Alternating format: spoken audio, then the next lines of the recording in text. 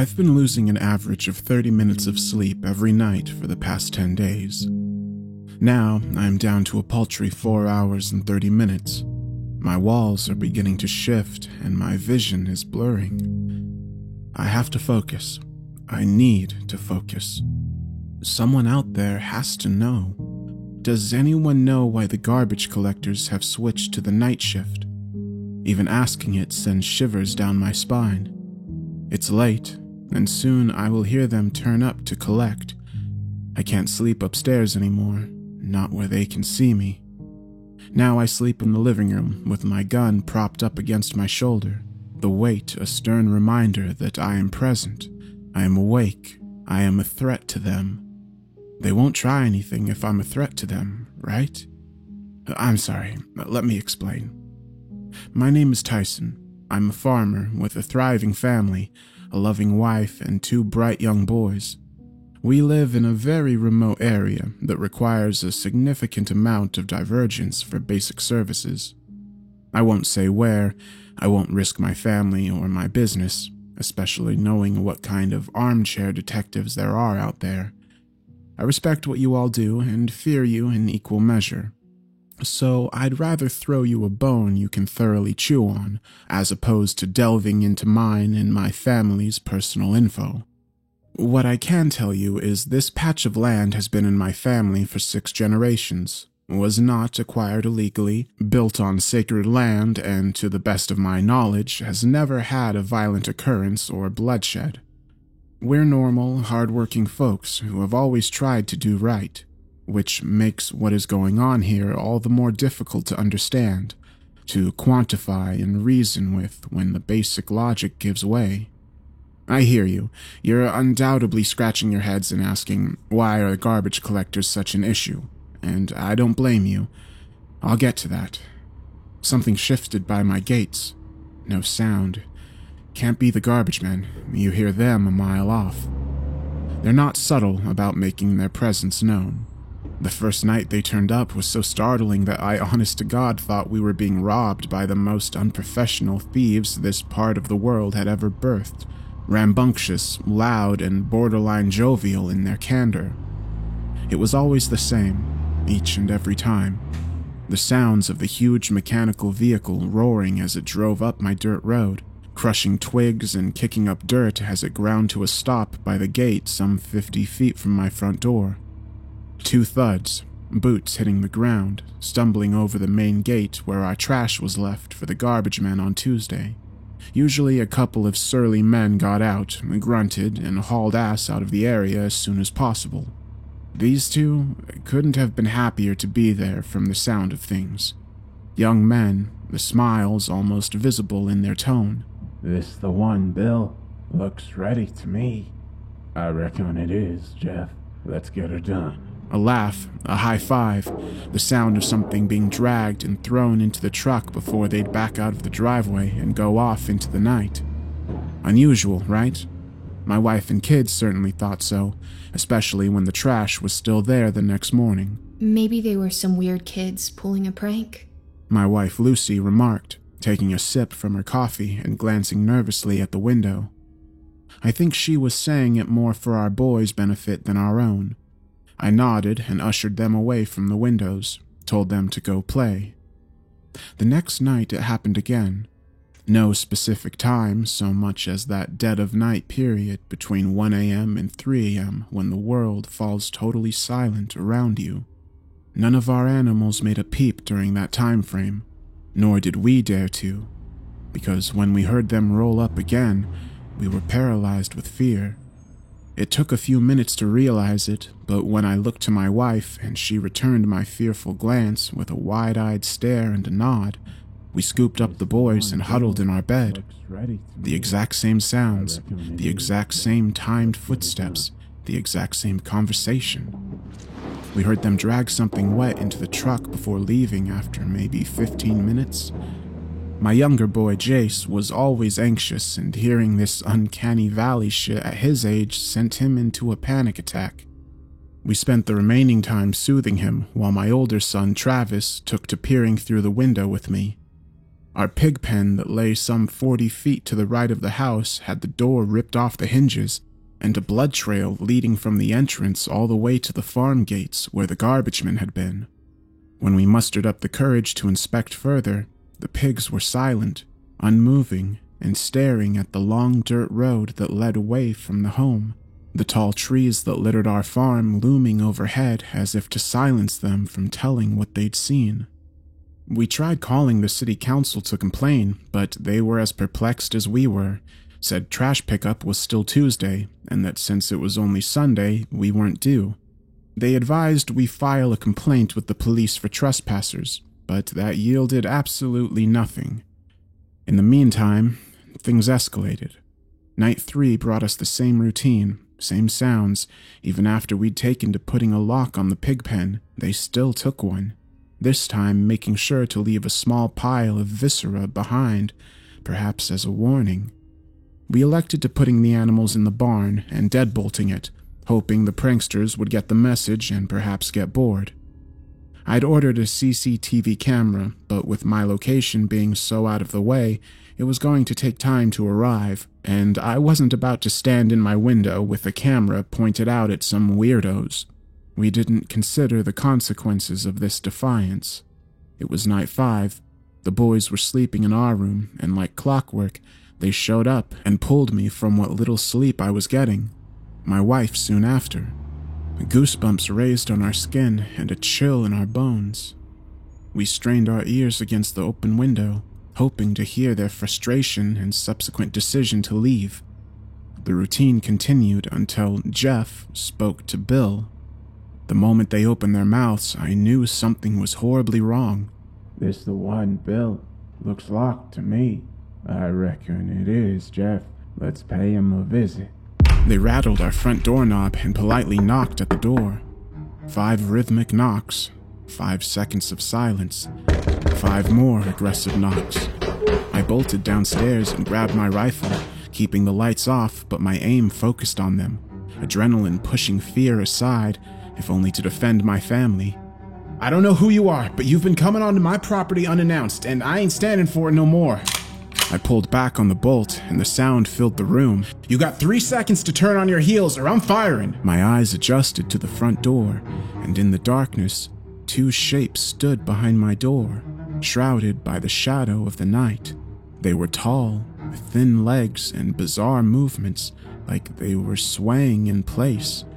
Those 3 seconds felt like an eternity. 1! The shadow to the front leaned forward, trying to press its face against the glass. Something was wrong. 2! It moved away and tapped the letterbox, testing if it opened up. When it did, it held it open and spoke as the second shadow stepped closer. 3 never came. Instead, I backed away out of terror and barricaded our room, unable to speak. It repeated my last words back to me.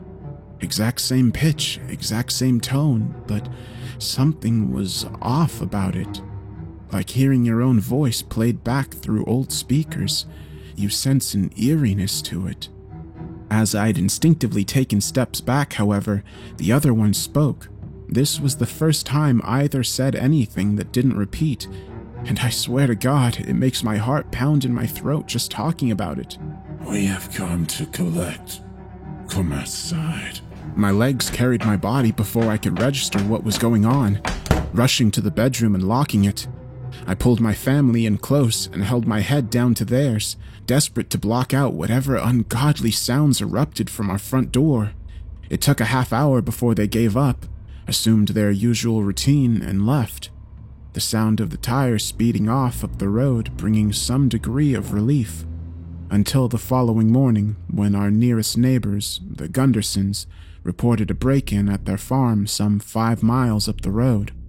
The perpetrators had smashed through the gate, entered the barn, and done such violent acts to their cattle that of the 10 of them that had been attacked and mutilated, only 2 survived and were immediately put out of their misery by the patriarch, Ted.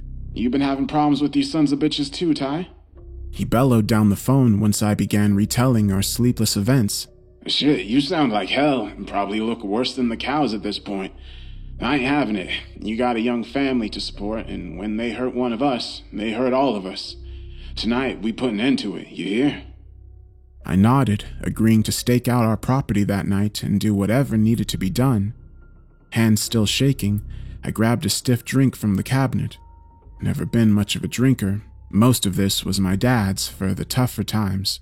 But if times weren't tough now, I don't know when they would be. Ted rolls up around 11 p.m. Wife and kids are asleep, and we shoot the shit in the living room for a while, mainly discussing how the harvest had gone and what we could do to protect our livestock in this day and age. The conversation petered off, as they often do when a night draws on. But it was as we fell silent that the realization swept over us. We were going to confront these people tonight. I gripped my gun a little tighter as Ted gave me an assuring nod, peeking out the window for any signs of the garbage men. Son of a... my farm! He bellowed, springing to his feet and bursting out the door before I could get a word in edgewise. He was halfway down the road before I could ask him what he was doing. He turned, his eyes wild with fear and rage, pointing a shaking finger to the small shape that was his house far across the hill.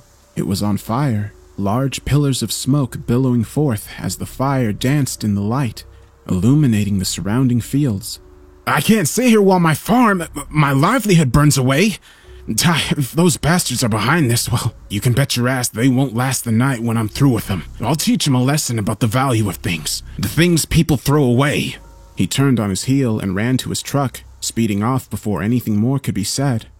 This would be the only night the garbage men don't pay us a visit. I get a bit of extra sleep, but my wife doesn't. She just stares out the window at the Gunderson farm in the distance and shakes her head. She knows how there will be no help on the horizon. She knows how close we are to that fate, and seeing that scares me to death. The 8th night, they arrive with no vehicle sounds, no grand build-up to the crescendo of their routine. They whistle softly as if calling an animal, patient in their call as they scrape something around in the dirt. I'm crippled by fear and cannot dream facing them. I look around in the dark and see Lucy is still asleep. Travis is snoring in the corner, but Jace is wide awake and transfixed, and staring at the window overlooking our driveway, reaching out to open it. I leap out of bed and just about tackle him away, the shock of waking up to such a violent affair sending him into a panic attack as the entire family snaps awake in a frenzy, shouting over one another as he cries uncontrollably. This has got to stop, Tyson. We can't do this anymore. We can't live like this. Lucy was exhausted, her eyes barely open and her teeth chattering. In the moment of silence between us, the whistling started again, almost mocking in its tone if it weren't for the sinister giggling behind it. Shut up! Shut the fuck up and leave us alone! She screamed, walking towards the same window. It took everything I had to hold her back as she fell to pieces in my arms, the entire family crippled by nerves and a lack of sleep. It was only when one voice cut the air that the final night's events were set in motion. The things people throw away. Oh no, Ted. One look into my wife's eyes and I knew what she was thinking. There was no stopping her. She darted around, packing the kids' clothes and any essentials she could find, ignoring the whistling outside and instructing our boys to focus on getting whatever they needed. You do what you need to do. I don't care if the nearest town is a 3-hour drive or I undergo the 7-hour drive to my mom's. I will not stay another night in this fucking house, not until they're gone. She was almost delirious, fueled by fear and anger as she darted around like a hurricane, turning over tables to get what she needed as if prepping for a weather event. Within the half hour she'd been rushing around, the noises had faded and the outside once again fell silent. I couldn't leave the house. It'd been in our family's lineage for generations. We'd been born here, lived here, and died here, no matter what. As the head of the family, it was my job to stay here and protect it, even if I couldn't protect those that I loved most under its roof. She waited another hour before getting in the car and leaving, kissing me with all the passion she'd had when we first met. I told Jace he had to be strong and that he'd one day conquer his fears because I believed in him. I told Travis that as the eldest, he needed to protect them like his life depended on it. Then, just like that, I waved them goodbye and promised I'd join them at their grandmother's house when this was all over. Now, all that was left was to sharpen my resolve and to find out what this was. I took the chance to try and get some sleep during the day, but no matter how hard I tried, it wouldn't come to me. So, liquid courage it was. One way or another, this was going to end. Night 9, the penultimate night. Not a sound. I mean, that is the most literal sense. The wind didn't move, the trees didn't speak. Not a single blade of grass danced, and no dirt was kicked up. Everything was silent. So silent, my own thoughts were amplified in this void of sound. Every insane thought of what could happen flitted through my mind and forced me to double-check every window and door, triple-check the locks, and ensure no oversight was left. Couldn't let them get an opportunity, even if it's just me. I know they're watching, even now. If I didn't know any better, I'd have said a shadow moved just behind the porch window. Can't be sure, not without checking. I think they were biding their time, keeping me on edge to make sure I knew they could step in whenever they wanted and do as they pleased. But I kept my nerve. I resisted the urge to bolt to the truck. I've got my whiskey and I've got my gun. I'll see this through, even if it kills me. Night 10. Now we're all caught up. I checked on the animals this morning, and what was left was a pile of bones, flesh, and waste. They'd been taken the night before, and I don't know how I didn't hear during the silence. There was but one horse's body left. Teeth marks riddled the torso, and the legs had been torn off. Our crops had grown fetid, decayed, and worn. Nothing in our farm would yield a damn thing anymore. My livelihood was decimated in front of my eyes. Gone. It's late now. I'm sat in my armchair with the rifle loaded and ready. My hands are shaking and my knees won't stop bouncing. I feel the dread start in my gut and worm its way through my chest before lodging in my throat and forcing every breath to be a labor of pain. They came early tonight, truck roaring and routine sounds in full swing. Only there weren't 2 sets of thuds this time. There were 6. They walked up to the porch, a shadow covering every facet of the window and door panes, not a speck of light coming through. The voices don't change their pattern. They never do. This the one, Bill. Looks ready to me. They pound their fists against the window, a dull moan emanating from the background, pained, muffled, and growing in strength. I reckon it is, Jeff. Let's get her done. Nails drag down the glass, a horrific groaning accompanying the repeated intonations of their godforsaken phrases. The things people throw away. Ted, poor Ted, smashing his head against the wall, repeating it with every sick swing. It was only when I heard the 4th voice that I finally looked out the window, perhaps on instinct. Not until they're gone. My Lucy, my sweet Lucy calling to me. I can't begin to tell you what I saw when I pulled back the curtains for just a split second, but every forbidden aspect of it burned into my brain, and it will not leave me even as I shut my eyes from the surrounding chorus of madness. My kids are now saying they've come to collect, that I must come outside. That whistle has come back. It's almost soothing. I can't bear to do this on my own. I can't live with that image of this in my skull anymore. I miss my wife. I miss my kids. I miss sleeping soundly at night. What if it is them out there? What if they're really just wanting me to get help and my own sick mind has put me in such a state that I'm here, asking you for help on something that is, at its core, truly simple? I'm going to put down the laptop and open the door. I have to know. I have to. Why did the garbage men start coming in the dead of night? Does anyone know?